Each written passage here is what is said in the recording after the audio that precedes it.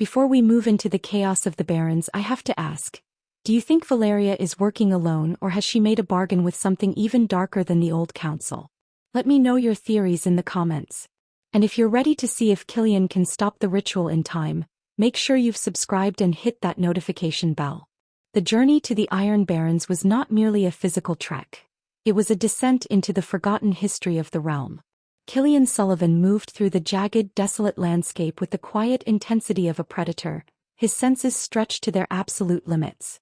Behind him, a small, hand-picked battalion of loyalists, led by the steadfast Sophie Thorne, kept pace, their eyes scanning the shifting dust storms.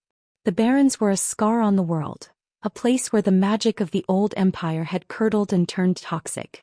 Every step forward felt like wading through thick, freezing treacle. Killian could feel the ley lines beneath the earth here. They were no longer rhythmic pulses of life, but erratic, screaming, jagged lines of corrupted energy. Valeria isn't just sitting in a fortress, Killian, Sophie said, her voice strained against the unnatural howling wind. She's built a series of pylons to force the convergence. If she links them to the manor's nexus, the entire region will be drained of its essence in minutes. Killian studied the schematic Sophie held, a complex, pulsing lattice of energy. She's creating a closed loop. She's using the Earth's own magnetic field to act as a conductive wire. He pointed to the apex of the structure. The primary pylon acts as the gate. If we destroy the gate, the loop collapses. But as they approached the central spire, the air began to thicken with an oppressive, suffocating darkness. It wasn't just magic. It was the weight of 1,000 years of resentment. From the shadows, figures began to emerge, not the mindless soldiers of the old council, but reanimated constructs of shadow and bone, controlled by Valeria's singular vengeful will. The battle that ensued was brutal. Killian fought not with the grace of a king, but with the raw, desperate efficiency of a man protecting his home. He moved with a speed that blurred the senses, his sword carving paths through the shifting ethereal constructs. However, every time he struck down a shadow, it reformed, drawing energy from the pulsing pylons. The deeper he fought, the more he realized the trap. Valeria wasn't trying to defeat him in combat. She was draining his stamina, using his own strength against him to fuel the ritual. The earth beneath them groaned, and a deep rhythmic thrum began to vibrate through the soles of their boots. The convergence had started. At the manor, Clara Huntington would be feeling this exact vibration, her own power being forcibly pulled toward the spire. She's initiating the draw. Sophie shouted, ducking a lash of dark energy. Killian, if we don't sever that gate now, the feedback will reach the manor before you can even reach the spire. Killian looked toward the central pylon, a massive humming obsidian monolith that stood in the heart of the enemy lines. He knew what he had to do. He couldn't fight them all. He had to be the spark that ignited the system, a living conduit to overload the gate. Sophie, keep them back. Killian roared, sheathing his sword. He placed his hands onto the frozen ground, closing his eyes, and began to reach out, not with his blade, but with the ancient royal blood that he shared with Valeria. He was going to inject his own energy into the loop, pushing the system to a breaking point it couldn't survive. It was dangerous, reckless, and the only way to save Clara. Before we move to the midpoint where Killian must face his sister, I have to know. Do you think Killian's blood connection to Valeria will be his greatest weapon, or the very thing that ruins him? Let me know your thoughts below. And if you're cheering for our king, make sure to hit that subscribe button. Things are about to get intense. The ground beneath Killian Sullivan's palms began to hum with a sickening, high-pitched vibration. He wasn't just touching the earth. He was plunging his own life force into the heart of Valeria's ritual, feeding the machine his own royal essence. It was a gamble, a desperate, scorched earth tactic. Killian, stop. You'll burn out. Sophie Thorne yelled over the din of battle, her silver-weighted blade parrying the strikes of a shadow construct. I have to overload it. Killian roared back, his skin etched with glowing vein-like cracks of deep violet. The pylons around the perimeter began to glow with blinding intensity as they struggled to process the surge of Killian's bloodline energy. The constructs attacking their position flickered, their forms turning unstable as the ritual's anchor point, the central monolith, began to heat up to an impossible temperature. But Valeria, watching from the high, ethereal platform atop the monolith, didn't flee. She laughed, a sound of jagged crystalline malice. "You think you're overloading me, brother?" she shrieked, her voice amplified by the ritual's feedback. "You're only priming the pump. Every drop of your blood you give to this land flows straight to the nexus at your manor. You aren't destroying the ritual, you're feeding it." The realization hit Killian like a physical blow. He pulled his hands from the ground, gasping, but the energy wouldn't stop flowing. The tether was already established. Across the miles he felt Clara Huntington's distress. Her connection to the nexus was turning from a conduit into a prison. The shadow energy was no longer just drawing from her. It was beginning to consume her physical form, pulling her toward the center of the manor's library to fuse her with the ley lines. "Sophie, get the battalion back," Killian commanded, his voice trembling with the effort of holding his own soul together. "I'm going to the monolith. If I can't break the circuit, I'm going to snap the connection from the inside." He didn't wait for her reply. He transformed into a blur of speed, sprinting directly into the heart of the enemy lines. The air grew heavy, almost gelatinous, as he approached the base of the monolith. Dark energy lashed out at him, tearing at his clothes and skin, but Killian moved with the focused fury of a man who had already lost his fear of death. He didn't stop until he was at the base of the central gate. He realized then that the pylon wasn't just obsidian. It was carved from a massive piece of fossilized dark crystal. He raised his blade, the one Sophie had given him, tempered by the light they had shared, and drove it into the heart of the monolith. The impact was a silence so profound it seemed to stop the world. Then a pulse, not of shadow, not of light, but of pure, unadulterated reality, exploded outward. Killian was thrown back, the world spinning into a kaleidoscope of shadow and light. He saw a vision of Clara, trapped in the library, her eyes glowing with that same electric green of the ritual. "I'm coming, Clara," he whispered into the abyss, his strength fading. The battlefield was no longer just the barons. It was the entire kingdom held together by the thin thread of his remaining will. Do you think Killian can reach his sister before the feedback loop completes? Or will he have to make the ultimate sacrifice to save Clara? Let me know in the comments. And if you are holding your breath for the next part, make sure to hit that subscribe button. Things are about to get truly wild. The impact against the monolith shattered the ground beneath Killian Sullivan's feet, sending him plummeting into a hidden subterranean chamber directly beneath the gate. He gasped, his lungs burning with the acrid scent of ozone and ancient decay. As he scrambled to his feet, his silver-weighted sword glowing with a faint dying ember of light, he realized he wasn't in a ruin. He was in a gallery. Rows of statues, carved from white marble, lined the walls. But as Killian raised his blade to illuminate the darkness, his blood turned to ice. They weren't statues. They were figures encased in a translucent amber-like resin, generations of the Sullivan bloodline, frozen in a state of eternal living stasis. "Do you see now, little brother?" Valeria Sullivan emerged from the shadows at the far end of the chamber. She didn't look like a ghost anymore.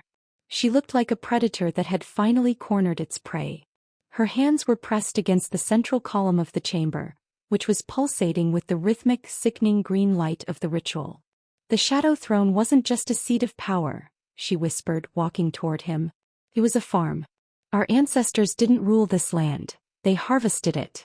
Every king and queen of our line was just a vessel, a battery designed to keep this nexus charged so that I could eventually ascend." Killian felt his knees buckle. The history he had been taught, the pride he had felt in his heritage, it was all a lie. He wasn't a protector of the people. He was the primary mechanism of their oppression. "You aren't fighting for your kingdom, Killian," Valeria continued, her voice dripping with pity. "You're fighting to keep the machine running. If you break the connection, you break the cycle. And if you break the cycle, you cease to exist." She pointed to the far wall, where a figure stood encased in the same resin. It was their father. Even frozen in time, his face held a look of perpetual hollow agony. The Sunwalker wasn't a mistake, Killian. She was the final ingredient. The light required to purge the shadow impurity so the vessel could be emptied and filled with me. Clara's voice suddenly echoed in the chamber, not from the room, but directly inside Killian's mind, faint and fractured. "Killian, don't listen to her. The light isn't a purge.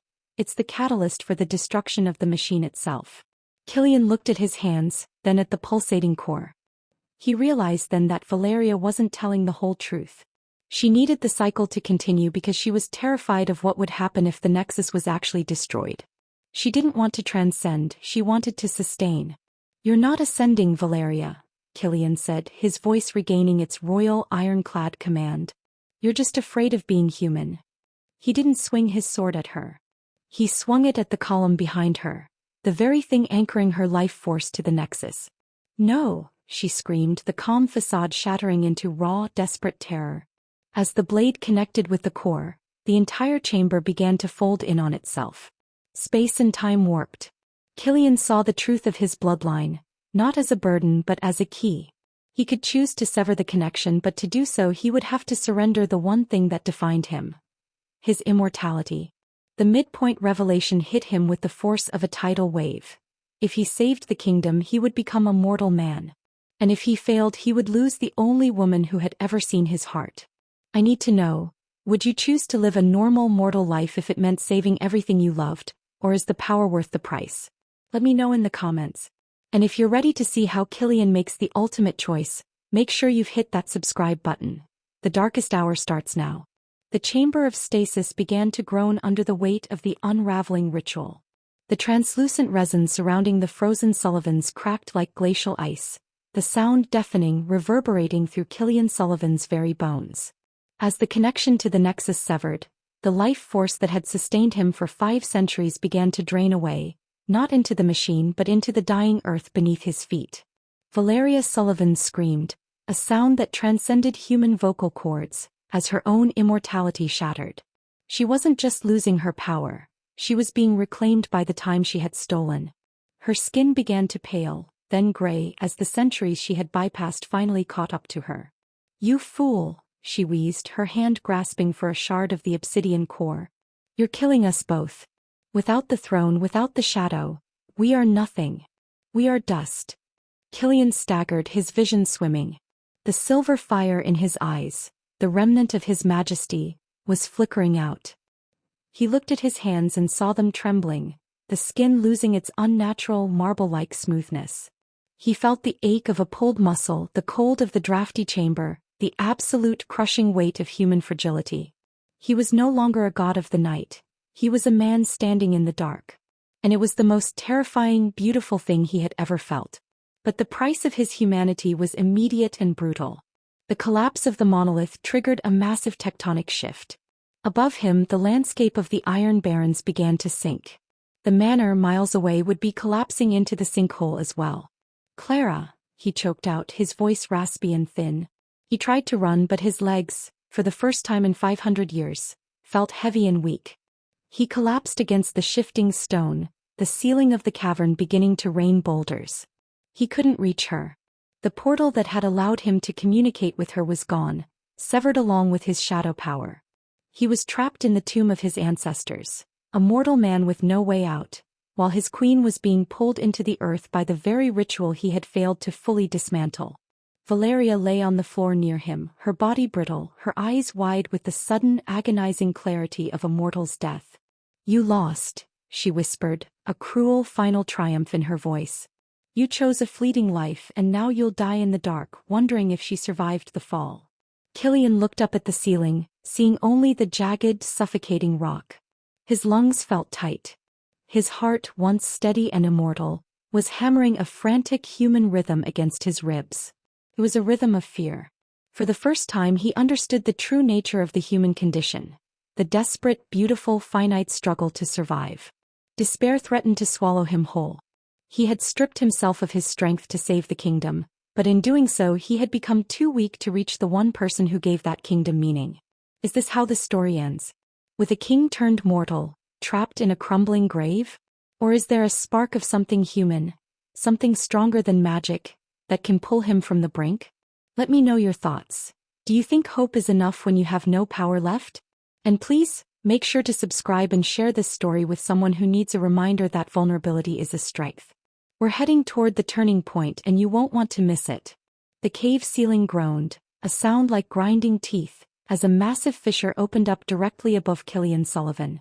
He clutched his chest, the new, frantic rhythm of his mortal heart stuttering.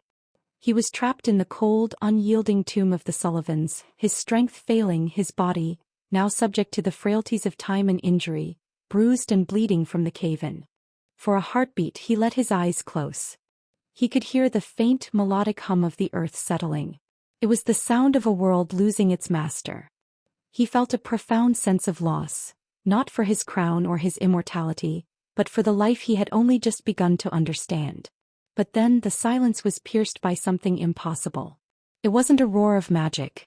It was the sound of a voice, soft, clear, and vibrating with an intensity that seemed to defy the very rock crushing the chamber. Killian. His eyes snapped open. A faint, golden light began to bleed through the fissures in the ceiling, weaving through the dust and rubble like liquid sun. It wasn't the dark, siphoned power of the ritual. It was something pure. Clara. Even across the distance, even with the earth collapsing between them, she was reaching for him. She hadn't let the nexus consume her. She had harnessed the feedback loop. By refusing to be a battery, she had become the conductor. Killian forced himself to his feet. Every muscle in his body screamed in protest, a sensation he would never have known as an immortal. But that pain was his anchor, his proof that he was real. He limped toward the glowing fissure, his hand outstretched. "Clara!" he shouted, his voice cracking, raw and undeniably human. The rubble above him didn't just shift. It began to glow, the stone turning translucent as her light flooded the chamber. She was pulling him back. She was tearing a path through the ruin of the barons, not by force but by sheer, unwavering intent. He saw her then, standing amidst the ruins of the manor, her hands pressed against the very foundation he had thought was a tomb. She was radiant, her amber eyes burning with a resolve that surpassed any magic. She wasn't just a sunwalker. She was the light that refused to be extinguished by the greed of kings. As the golden path widened, Killian realized the truth. He hadn't lost his power because he had become mortal. He had traded the cold, lonely static of his immortality for the blazing, kinetic energy of a human soul. He stumbled into the light, feeling the warmth of the sun on his skin for the first time, really feeling it, as a mortal man. He wasn't the king who commanded the shadows anymore. He was the man who had walked through the fire to reach the person who made the world worth living in. The turning point was here. The rituals were broken, the foundation was shattered, and the Sullivans' legacy was dead. All that remained were two people standing in the wreckage of a kingdom, ready to build something that required no blood, no sacrifice, and no throne. "I'm here," he breathed, collapsing into her arms as the last of the ceiling gave way. The weight of the world had shifted, and for the first time it didn't feel heavy. It felt like a foundation. "Are you cheering for them?" "I know I am." This is the moment where we realize that even when we feel at our weakest, we are capable of the most extraordinary things. Drop a like in the comments if you believe love can overcome any obstacle. And if you're ready for the grand finale, the climactic resolution, make sure you're subscribed so you don't miss the ending of this journey. The ruins of the manor were a fractured landscape of jagged stone and swirling golden dust. Killian Sullivan collapsed into Clara Huntington's embrace, his chest heaving with the labored, beautiful effort of mortal breath. As he looked up, he saw the sky above the Iron Barrens, not the electric green of the ritual, but the vast, terrifyingly clear azure of a world finally waking up. But they weren't alone. Emerging from the shifting debris of the central pylon was Valeria Sullivan. She was no longer a goddess of shadow but a withered, desperate shell of a woman, her hair white and skin translucent.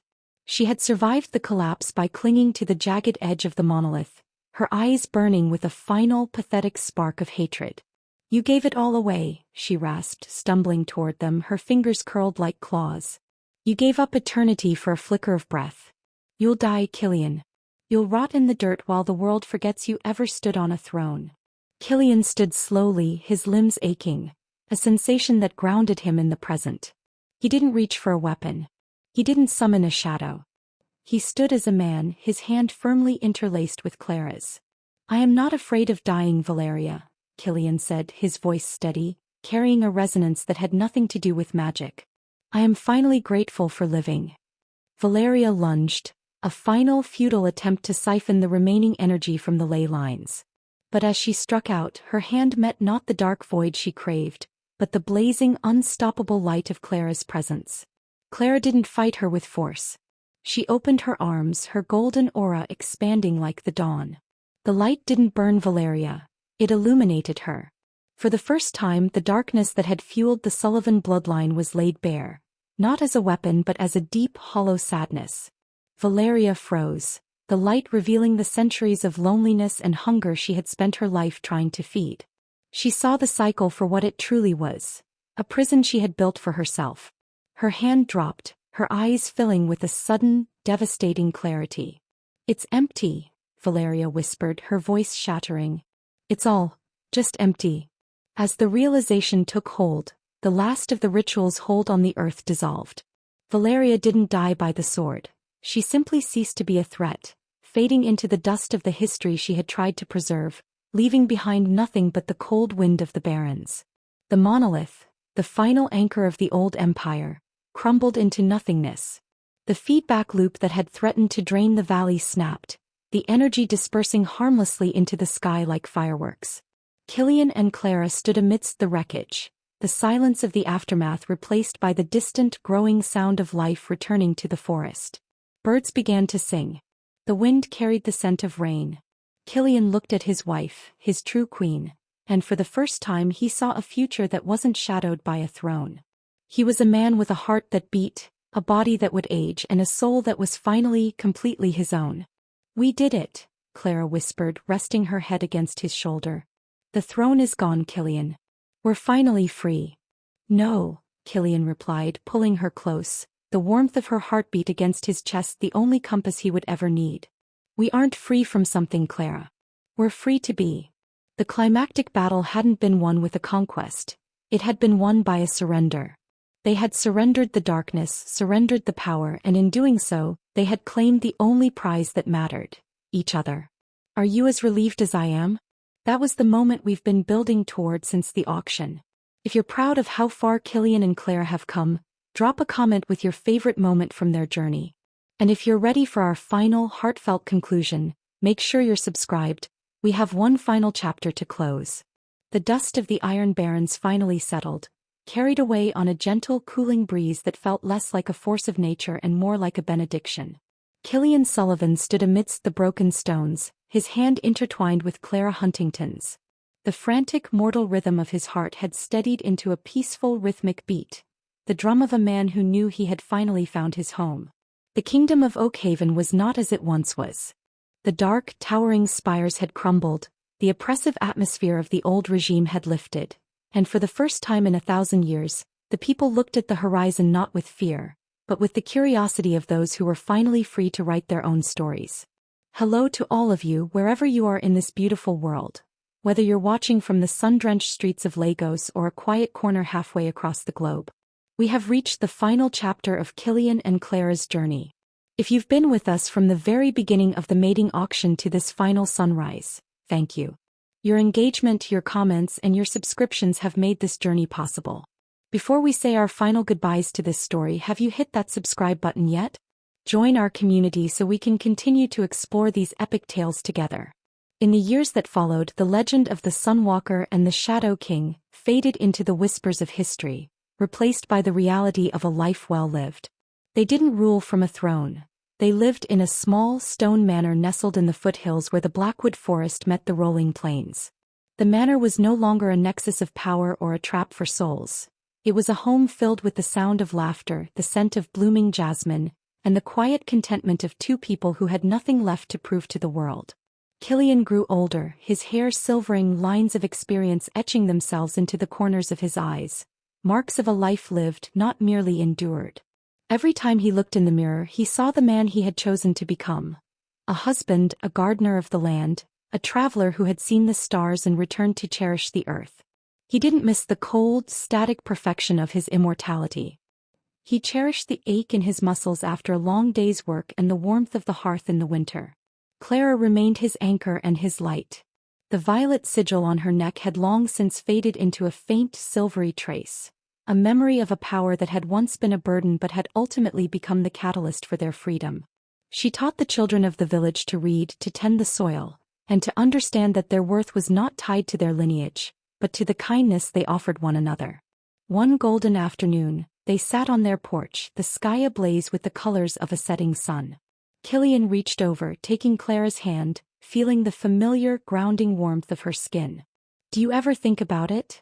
Killian asked, his voice soft, carrying the weight of 1,000 memories. The power, the throne.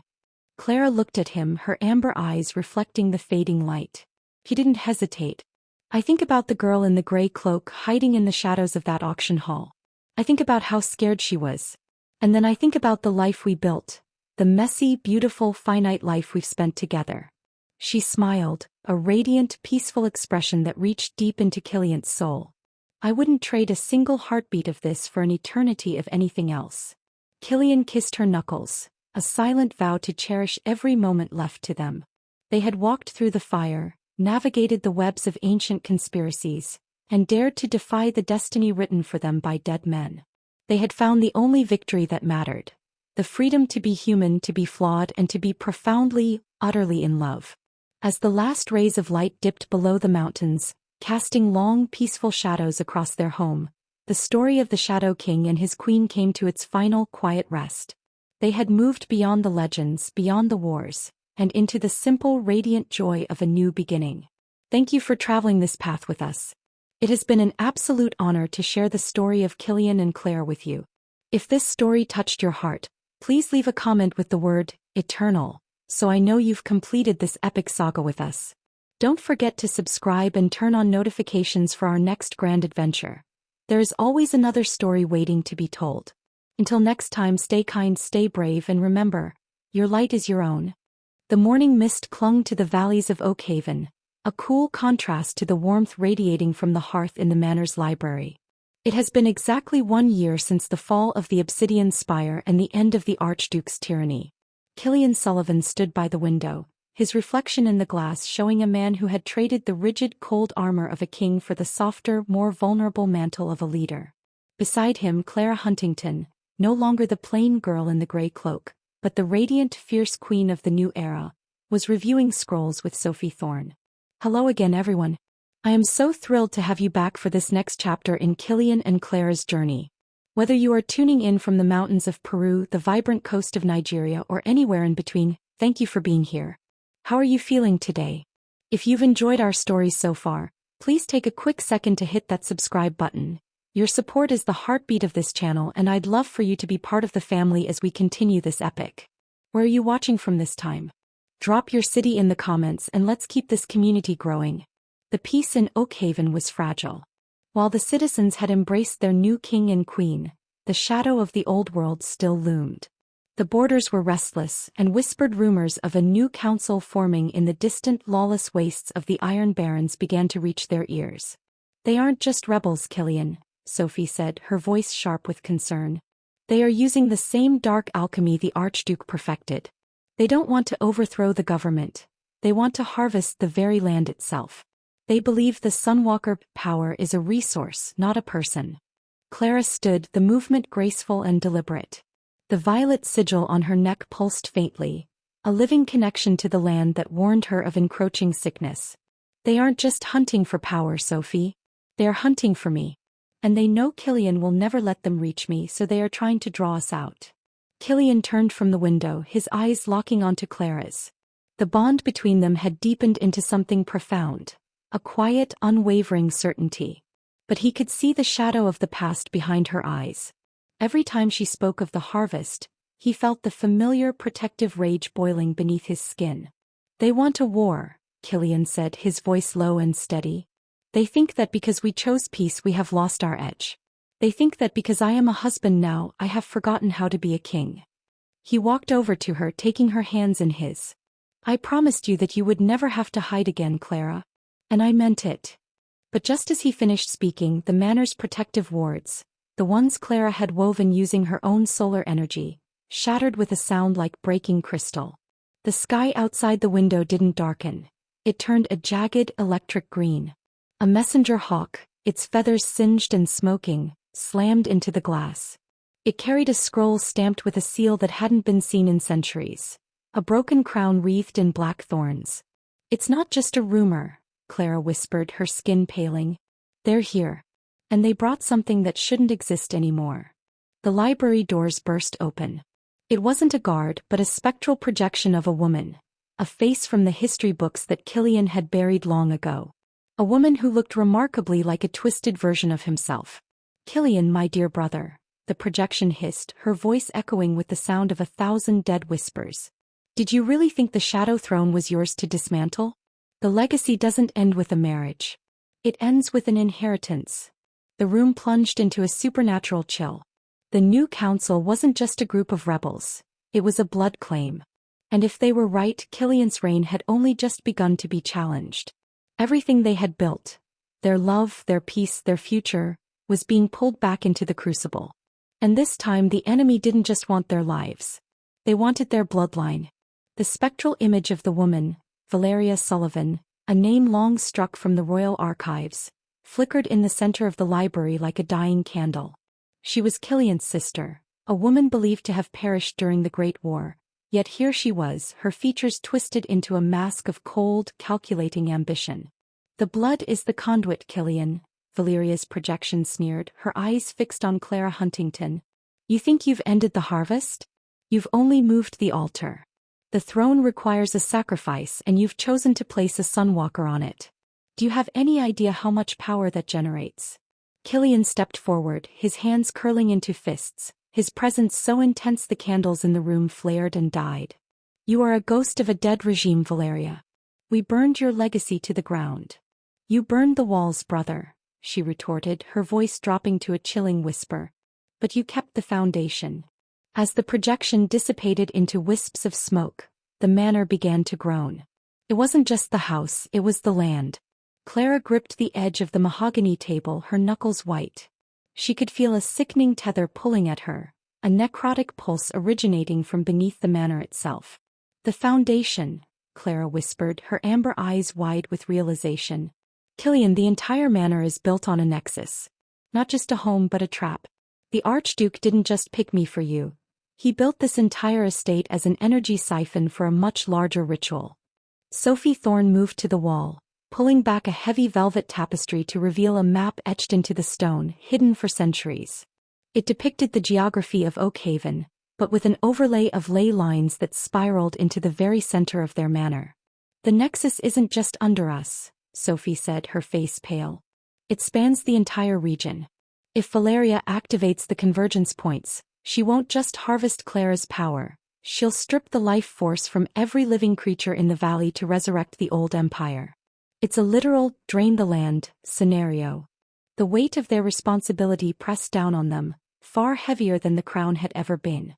Killian looked at the map, his mind racing. He had been a king of the Shadow Throne, a master of strategy, but he was currently fighting a battle on a scale he hadn't prepared for. We need to break the connection, Killian said, his voice hard as tempered steel. If the manor is the nexus, we have to cut the ties to the ley lines. But if we do that while the ritual is active, the feedback could level the city. Clara stood tall, her resolve hardening. The fear that had once paralyzed her was gone, replaced by a fierce, protective love for the land she had come to call home. I can stabilize the lines, Killian, but I need you to lead the charge into the Barrens. Valeria isn't just projecting. She's physically anchored at the source of the main ley line. If you break her connection there, I can reverse the flow here. Killian hesitated, his heart aching at the thought of leaving her side even for a moment. But he saw the truth in her eyes. They were stronger together because they were two parts of a greater whole. I will reach her, Killian vowed, pressing a lingering kiss to her forehead.